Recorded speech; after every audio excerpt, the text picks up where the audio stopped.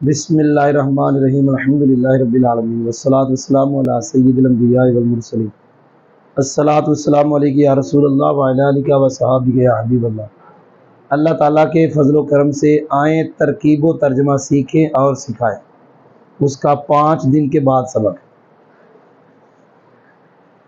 وَإِذَا قِيلَ لَهُمْ لَا تُفْسِدُوا فِي الْأَرْضِ قَالُوا إِنَّمَا نَحْنُ مُصْلِحُونَ۔ ایک شعر ترجمہ نہیں کروں گا، ما کلو ما یتمنى المرء یدرکہ، کوئی نہیں سمجھ آئی، اس لیے کہ میں نے عربی پڑھا۔ وَإِذَا قِيلَ لَهُمْ، اس کا چلے ترجمہ کر دیتا ہوں، میرے پہلے کہا نہیں کرو پھر کر رہا ہوں۔ اس کا ترجمہ یہ ہے کہ بندے کی ہر خواہش پوری نہیں ہوتی۔ جیسے ہم ہیں، ہماری خواہش ہم یہ پڑھائیں یہ پڑھائیں یہ پڑھائیں، لیکن یوٹیوب والوں کو پڑھائیں یا آپ کو پڑھائیں۔ اگر آپ کو پڑھاتے ہیں پھر ان کو نہیں پڑھا سکتے، اگر ان کو پڑھاتے ہیں آپ کو نہیں پڑھا سکتے، اس لیے پہ یوٹیوب پہ کبھی کبھی پڑھاتے ہیں۔ سردی میں انشاءاللہ پڑھائیں گے۔ کوئی سمجھ بھی آئی ہے جی؟ آج کے سبق میں اس آیت کریمہ کی ترکیب ترجمہ قاعدے شعری پڑھیں گے۔ آج کی اس آیت کی جو ترکیب ہے اس کا اجمالی بیان ہے کہ یہ ساری شرط ہے اور یہ جزا ہے۔ جی سمجھ آ گئی ہے؟ یہ اجمالی ترکیب ہو گئی۔ وَإِذَا سے لے کے فِي الْأَرْضِ تک یہ شرط ہے، قَالُوا سے لے کے مُصْلِحُونَ تک جی یہ اجمالی ترکیب ہے ساری۔ جی تفصیل پڑھنے لگے ہیں۔ شروع میں کیا ہے؟ واو۔ آپ نے کم بولنا ہے، نئے جملے کے شروع میں آنے والی واو کو ہم نے پتہ نہیں کتنی مرتبہ کہہ دیا، واو استینافیہ کہتے ہیں۔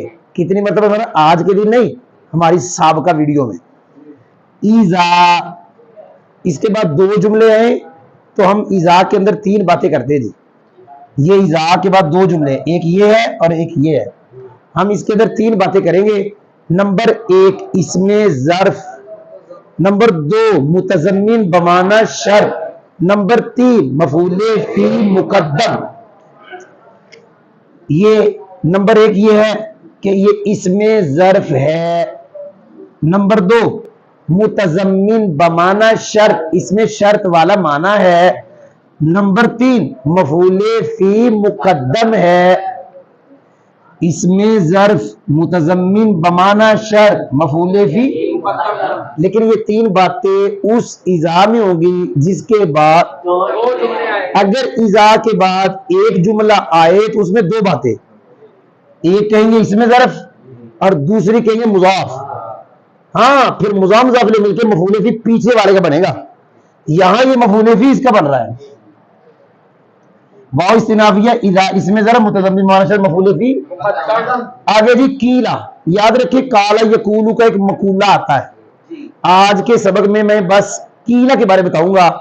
کیلا فعل مجہول ہے، اس کا نائب فاعل جو ہوگا وہ اس کا مقولہ ہوگا، اس کا جو یہ تو آپ کو پتا ہوگا فاعل مفرد ہوتا ہے، نائب فاعل مفرد ہوتا ہے، لیکن یہ عام طور پہ مشہور ہے، ہماری سابقہ ویڈیو میں شاید ہو کہ مقولہ اکثر جملہ ہوتا ہے، لیکن نہیں، صحیح یہ ہے کہ مقولہ بھی مفرد ہوتا ہے۔ کیا کہا بھائی؟ فاعل نائب فاعل تو مفرد ہوتے ہیں، مقولہ بھی کیا ہوتا ہے؟ یاد ہو گیا کہ نہیں یاد ہوا؟ اور کیلا فعل مجہول ہے، اس کا نائب فاعل مفرد، اس کا جو نائب فاعل ہوگا کیلا کا یقالو کا وہی مقولہ ہوگا اور وہ مفرد ہوگا۔ اب یہ کیلا ہے، اس کا نائب فاعل ہم نے تلاش کرنا ہے اور وہ مفرد، وہ جو نائب فاعل ہوگا وہ کیا ہوگا؟ مقولہ، وہ ہم نے تلاش کرنا ہے۔ یہ لہم جار مجرور کس کے متعلق؟ اب آگے ہمیں تو مفرد نظر نہیں آ رہا، جو اس کا نائب فاعل بنے، جو اس کا مقولہ بنے وہ جناب لا تفسدو ہے، اس کو ہم کہیں گے مراد اللفظ۔ کیا کہیں گے؟ نائب فاعل یا مراد اللفظ مقولہ۔ جی کوئی سمجھ نہیں آئی کہ نہیں آئی؟ اگر آپ یوں ترکیب کریں لا تفسدو فعل نہیں کا صیغہ، لا ناہیہ، واو ضمیر اس کا فی عرفے الارضی، یہ جار مجرور کس کے متعلق؟ اب ہم نے یہ نہیں کہنا کہ یہ جواب اس کا نائب فاعل ہوا، کیونکہ نائب فاعل مفرد ہوتا ہے، مقولہ مفرد ہوتا ہے، لہذا آپ کہیں گے لا تفسدوا فی الارض مراد اللفظ نائب فاعل، مراد اللفظ مقولہ۔ جب آپ اس فعل کی ترکیب جار مجرور کو متعلق کریں گے تو یہ الگ ترکیب ہوگی، یہ اس کا نائب فاعل یہ مقولہ نہیں بنائیں گے۔ جی یاد ہو گیا ہے، ہم نے الگ بھی کر دی، لا تفسدوا فعل واو فاعل فی جار الگ فعل جار مجرور کے متعلق، فعل اپنے فاعل متعلق میں کا جملہ فعل یہ ان سے ہے، ہو گیا۔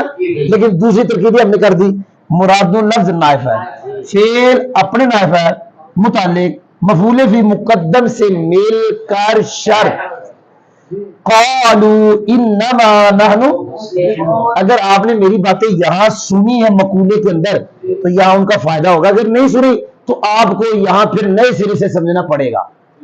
قالوا فعل واو ضمیر فاعل، اب میں نے تھوڑی دیر پہلے کہا کہ مقولہ، اور میں نے کہا وہ کیا ہے مفرد، اب انما نحن مسلم تو جملہ ہے، ہم کہیں گے مراد لفظ مقولہ۔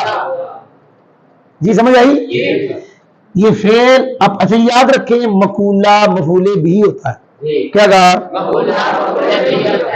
کہیں گے انما نحن مسلمون مراد اللفظ منصوب محلاً، یہ بھی کہہ سکتے ہیں، اور یہ بھی کہہ سکتے ہیں منصوب تقدیراً، دونوں باتوں میں سے جو مرضی کہہ سکتے، اختلاف ہے، ذہنی زیادہ میں لکھا ہوا ہے انما نحن مسلمون مراد اللفظ منصوب تقدیراً، یا کہ مراد اللفظ منصوب مقولہ، مفعول بھی کہہ سکتے ہیں، فعل اپنے فاعل مقولہ سے مل کر جملہ فعلیہ خبریہ ہو کر جزا، شرط اپنی جزا سے مل کر جملہ ترجمہ، اور جب ان کو کہا جائے، اور جب ان کو کہا جائے لا تفسدوا فی الارض، میں نے ترجمہ نہیں کیا کیونکہ ہم نے ترکیب اس کی دو طرح پڑھی، کیا ایک مراد اللفظ، جب ان کو کہا جائے لا تفسدوا فی الارض قالوا تو وہ کہتے ہیں انما نحن مسلمون، میں نے اس کا بھی ترجمہ نہیں کیا کیونکہ یہ بھی مراد اللفظ،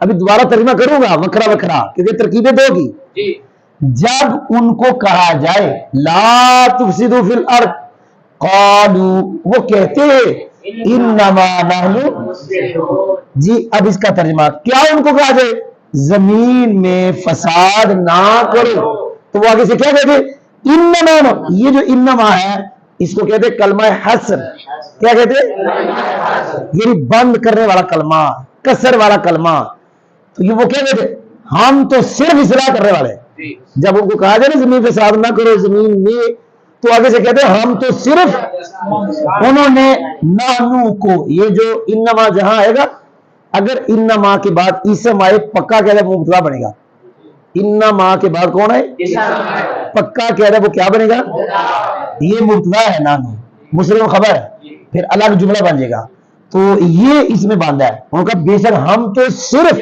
اصلاح کرنے والے ہیں۔ الحمدللہ ہمارا یہ آج کا سبق مکمل ہوا۔